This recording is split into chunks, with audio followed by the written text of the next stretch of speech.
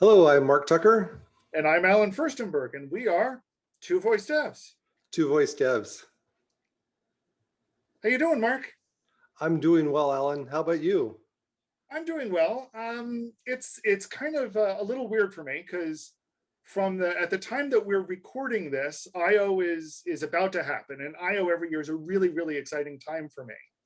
Um, but by the time people see this, I/O will already have started. So as you can kind of see, I'm trying to get into the I/O mood a little early here. Yeah, where I are you?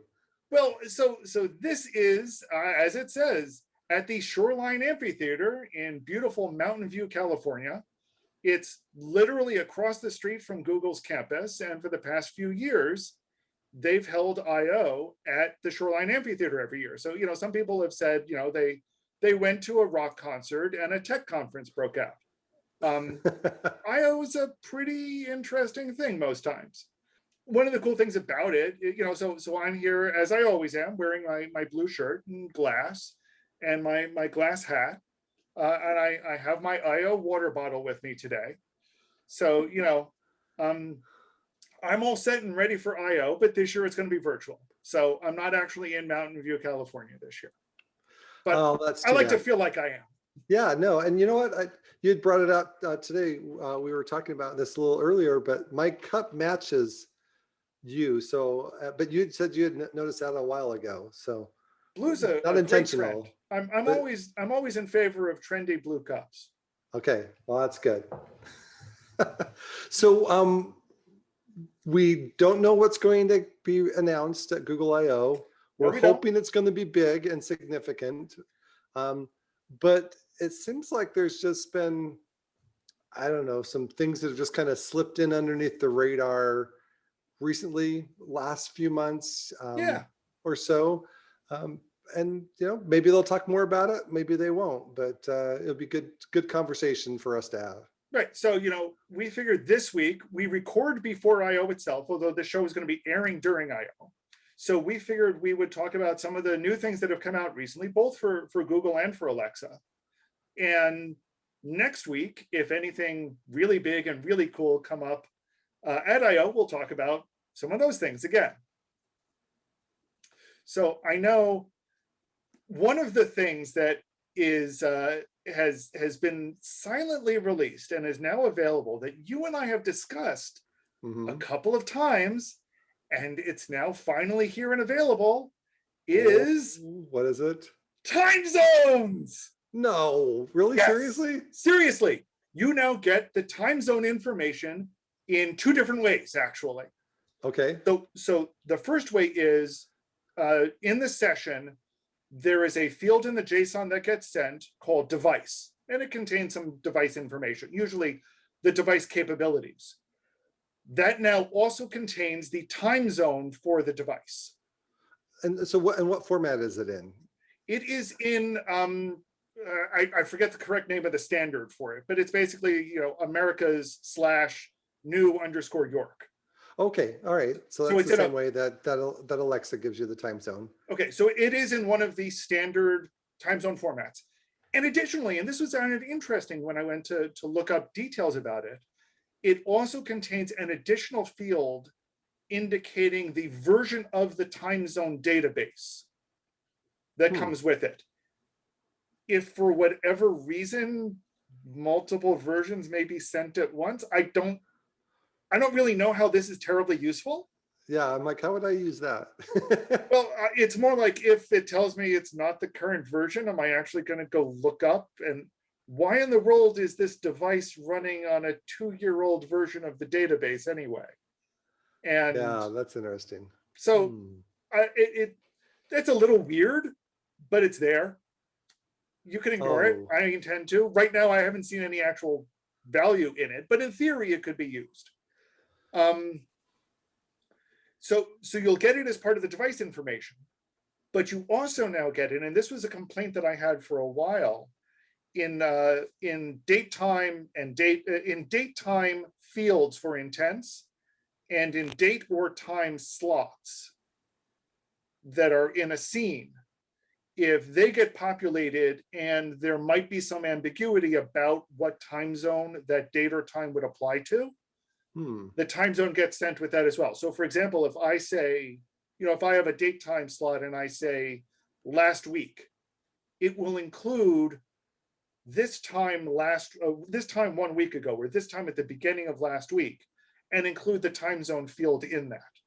So Oh, that's it's interesting. perfectly clear exactly what time this applies to. Okay. And Well, no, actually, that's helpful. and I didn't test this, but it occurs to me to wonder that if I said something like, this time Pacific time, or a week ago in Oh, California. ooh, that would be interesting to try. Yeah, I hadn't thought about that. So, I don't know. I haven't tested that one, but it would be interesting to see if that time zone information becomes relevant in a different way. No, so is this rolled out? Is that something like I can add to Snatch Yep. Word now? Yep.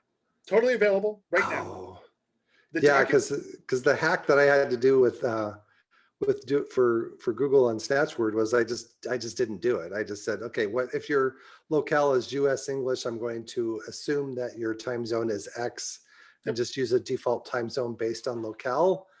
Because it was just too hard to get it. It was not worth the effort to get to it, but Yep. that will be helpful. The documentation for the request format doesn't say that it's there, but if you examine the JSON, it is. And I have confirmed with Google Developer Relations that it is a supported field, and in fact, their library supports it. It's documented in their library, just not in the JSON format. Will it show up if I use the device, use the Action Console test simulator, or do I Yes. have to actually use a device for that to show It'll up? show up if you use the test simulator. But there's not a way that I can change or configure that to a different time zone, or That's a good question. I don't know. I Okay. didn't play with it. You can set the location in Right. the simulator, but I don't know if it is smart enough to follow the time zone for that, or if you need to do something like change the time zone on the machine that you're simulating with.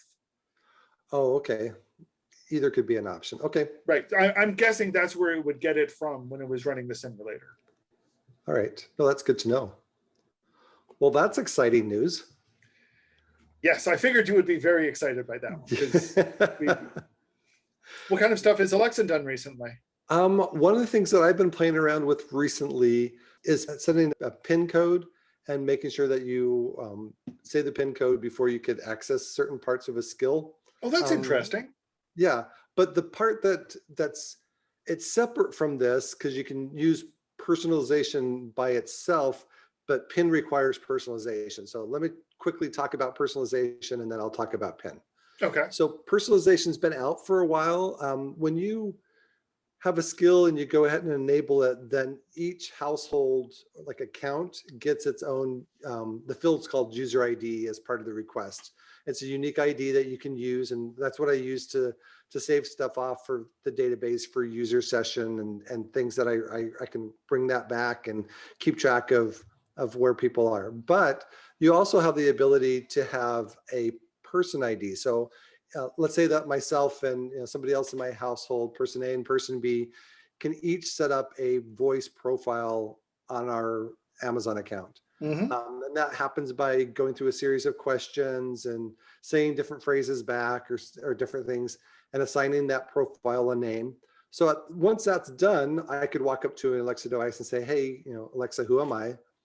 And it would say, oh, this is Mark's account. This is Mark and it's Mark's account. If somebody else says it, then I would say, this is so-and-so, and this is, Mark's account. Mm-hmm. It's similar to Google's voice matching.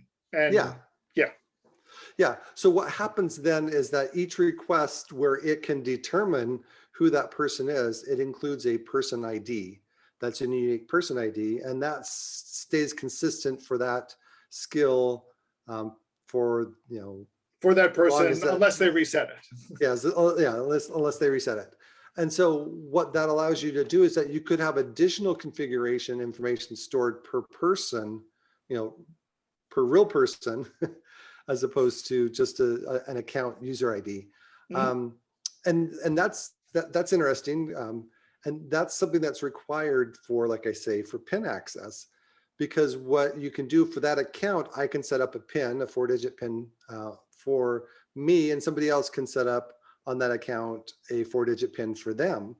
And so then what you can do is that when you go to use the skill, if it's something that you need to protect some information, it could be financial, it could be health or something else, if we want to protect it, then it verifies that the person that it recognized its profile for matches the PIN that the person said that the PIN, is the PIN, and then that you get back an indication. What happens is it's actually like a flow where you hand it off to Alexa. I was going to say, so this isn't something that you need to handle. This is now the PIN. You never see the PIN code at all when they're setting it up or otherwise. Interesting. That makes sense. Yeah. So what happens is that you kick it off into this flow. They're going to say, what's your, the PIN. So that's, that's terminology and a flow that Amazon controls all on their own. At which point, if you get it wrong too many times, then you're going to get back an account locked.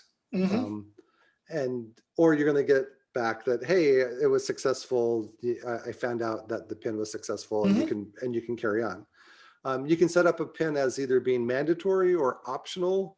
Mandatory obviously means that you have to have a PIN and they have to do it. I think optional, I haven't looked into it for enough, but I think it's like if I as a user want PIN enabled for this skill, I can say that it's okay. That makes sense. Yeah. But I can, like if I wanted to keep it locked down, I can control as opposed to make it that me as a skilled developer requires everybody to have a PIN. So is the PIN entered by voice? Yes, it is. Oh, yes.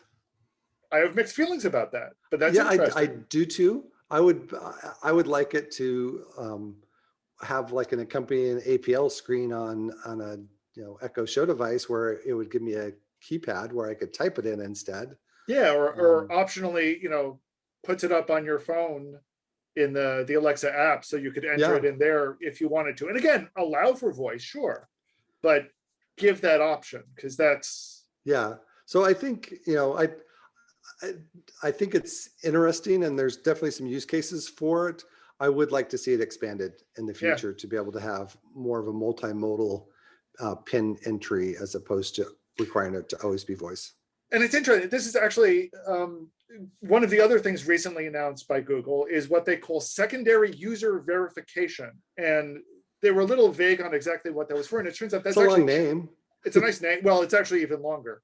But it turns out it's just for smart home actions, though, so that you can set up a secondary verification in addition to your voice match for various other things around the house that may be a little bit more secure. So, you don't just want people walking up to your back door and saying, let me in.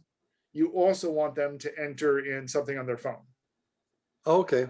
And this is, again, something that you as the device manufacturer need to enable, and one of the things you can do is enable it optionally. You don't need to enable it for everything. So, if I let the user set it up for their garage light, they don't necessarily need to set it up for their living room light. Okay. So again, I don't know a lot about it. Smart home isn't quite my thing, but it's another feature that was recently added that they haven't talked too much about. All right. So what's something else on Google's side? So there were two features that have recently been reintroduced, not so much as introduced. Okay. And these were two features that existed and still exist under Dialogflow, but when they rolled out Action Builder a year ago, went missing.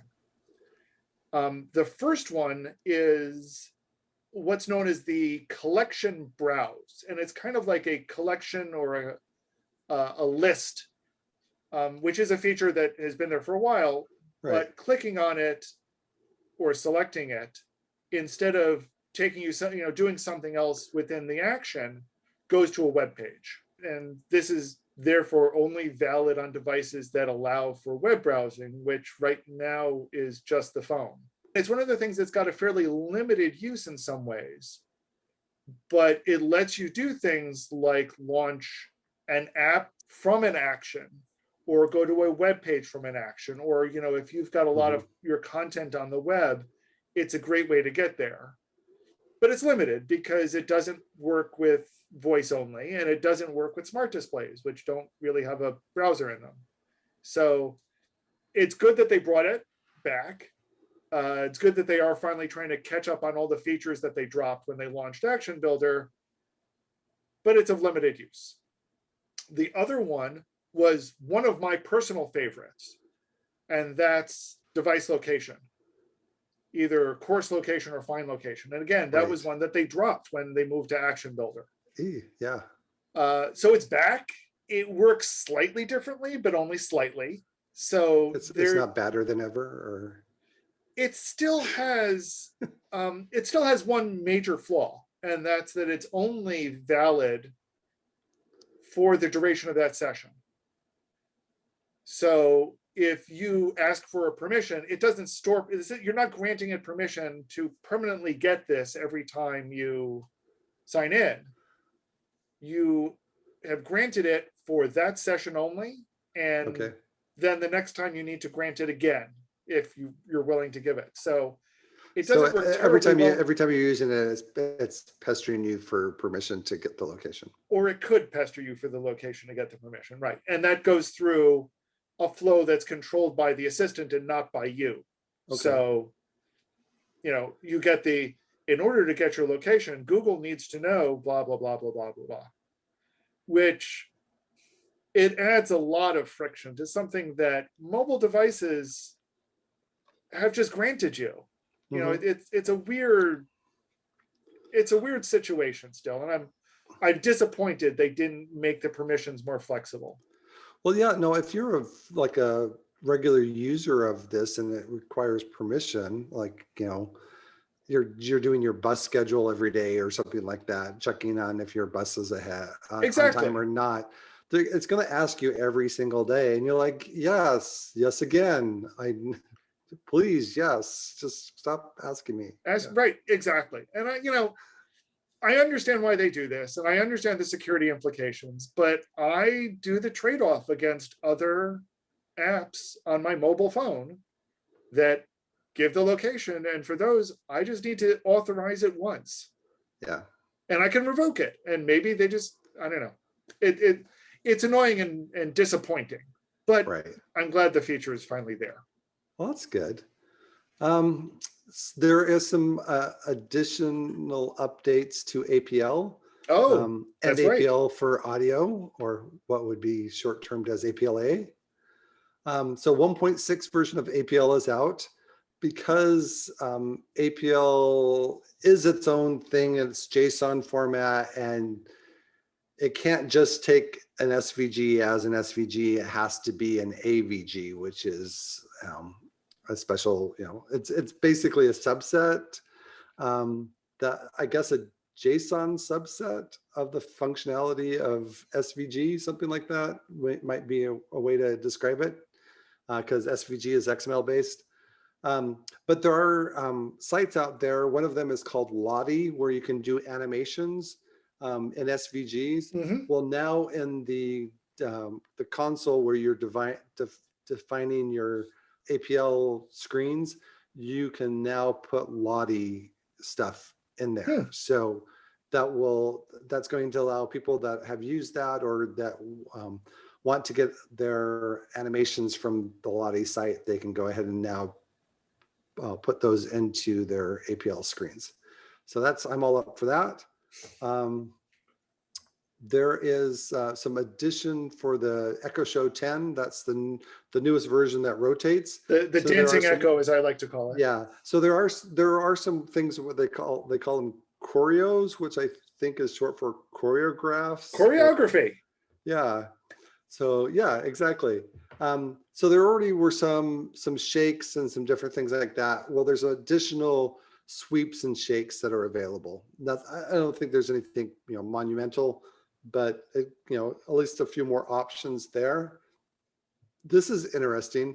We talked about before where sometimes we break the response coming back. from our skills or actions because we put too much stuff in it. That would happen. It could happen in a number of different situations. Like if we're trying to come back to a list of thousands of things and show it on like an interactive canvas or yeah, it seems like it could be really yeah. easy to hit even reasonably small limits. Yeah. So according to the documentation for APL 1.6, they're increasing the response size limit from 24 kilobytes to 120 kilobytes. Okay. So they're saying, hey, if you want to take advantage of all this goodness, then we're going to go ahead and give you some more room to do that. A five-fold increase is good, and 120 120K is still pretty small. I mean, in terms of transmission size, that's pretty small. Yeah, and there's definitely things you can still do what you could do before an APL, which would be taking different parts of that and saving it as a different file and then importing that file in. My understanding is that the file, the APL document goes all the way down to the device and then sees that there's an import and it goes ahead and pulls that import in and then caches it, kind of like what a web browser would do with images or sound files or whatever. Something that's noteworthy for APL for audio is one new property for duration. So what that makes it is that you can change the duration of the audio to match your text to speech. So this would be, Google's had that for quite a while with their special tags for parallel. The SSML tag, yeah. The SSML tag, yeah. So now we get to do that finally. The way to do that is not through SSML. It's going to be through the APL audio functionality, and then there's also a repeat filter. Interesting. So you can have like a little sound bite repeating in the background as things happening, but you can make things shorter or matching the audio length and do background sounds. Right. The great part of that is that now you can have just the short repeatable clip that just keeps going on in the background while you've set up the audio, and you don't need to worry about your background, your bed audio having to end at some particular time or make sure the timing is exact. Yes. So that's good. Yeah, that is good. Actually, the repeat kind of reminds me of one of the other features that has been released on the Google side, and that's two enhancements to the media player object. And media player is the way to do long form audio on the Google Assistant. So in SSML, you get, I think it's 240 seconds maximum. Right. And some limitations associated with that as well.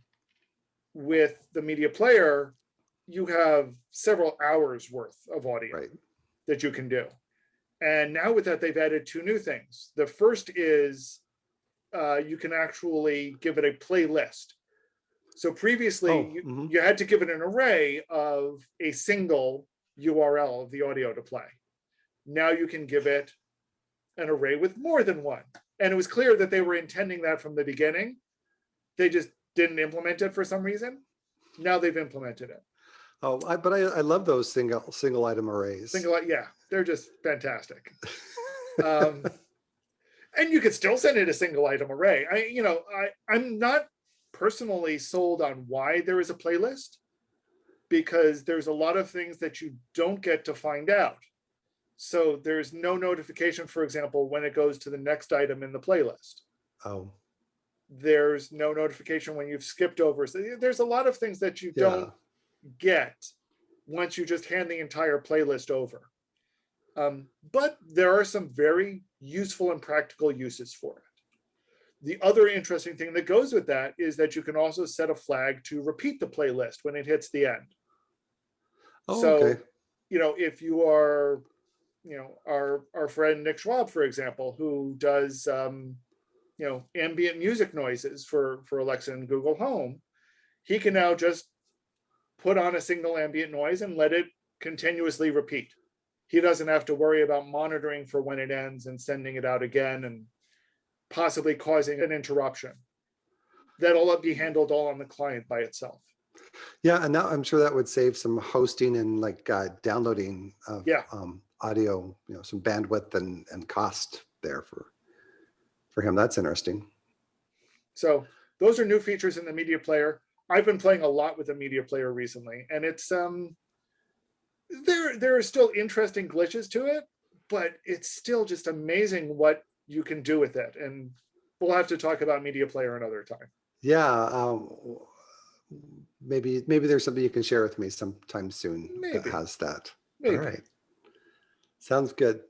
Just a note for those people that are interested in Alexa conversations, I call it dialogue management plus plus, because the purpose of Alexa conversations is you still have some sort of a goal that you want to accomplish, and there's 2 or more slots that you need to fill, and you want to give flexibility in how you fill those slots, the order, if the person's going to overfill by somehow saying multiple slots in one round, until you get all the stuff that you need to then do this one thing that you want to do. That's where Alexa Conversations really shines. And now it's out of the beta preview that it was in before, and it's general availability in ENUS only. Ah, So I mean, at the same time, though, it's not exactly like I can really say Google is doing so much better on the non-EN US only, because yeah, as I think we've mentioned before, Google also released recently a bunch of built-in intents. So I think we've talked about the repeat built-in intent, which we talked about in our Pete and repeat episode. yeah, exactly. They also released 2 others, a yes intent and a no intent. And all 3 of them are also English only. Yeah, they do that. It's really annoying and frustrating, though. Something that's interesting, that's newish, is something called Alexa entities. And now we've talked before about how we call things slots. Alexa calls them slots, and Google calls them entities. And now this is just going to be more confusing too, because now Alexa has entities too. And before, Alexa had dynamic entities where you can build your own dynamic list of things that kind of expanding your language model on the while you're in the middle of using it. This is this has to do with, this Alexa entities has to do with knowledge graph. So there are certain built-in slot types that when you use them and you've got knowledge graph capability in your skill, then it's going to pass you some additional information. So I'll give you an example. Let's say that you have a slot type which is Amazon.person, and the person that you're talking about is a celebrity. Then you're going to get a URL that goes along with that celebrity, and then you can make an API call to the knowledge graph using that URL, and you could get additional information like what's their birth date or where they're from, or there's just additional information. So this would be if you wanted to do some sort of educational or knowledge type skills, or you could probably even do a game that would go along with that. I think I saw somebody trying to do, for example, a 6 degrees of Kevin Bacon type thing with that's interesting. With this, yeah. and with the knowledge graph. My understanding, it didn't work out too well. Oh, darn which it. was disappointing. But no, I think this is great that you can use these types, and they will reference a unique ID, and this now lets you associate a unique ID with a number of things, and that's incredibly useful in a lot of ways. Yeah, so I'm not sure exactly what would happen if if it couldn't disambiguate the person down to you have 2 people with the same name, or if it didn't recognize it at all. But just really quickly, the list of slot types that are available that this knowledge graph you can expand with knowledge graph is, and these are all prefixed with Amazon dot, of course. So person, movie, animal, city, country, book, author, TV series, actor, director, food, music group, musician, music recording, and music album. I noticed that more than like 3/4 of those are things that Amazon is well versed in. Yes.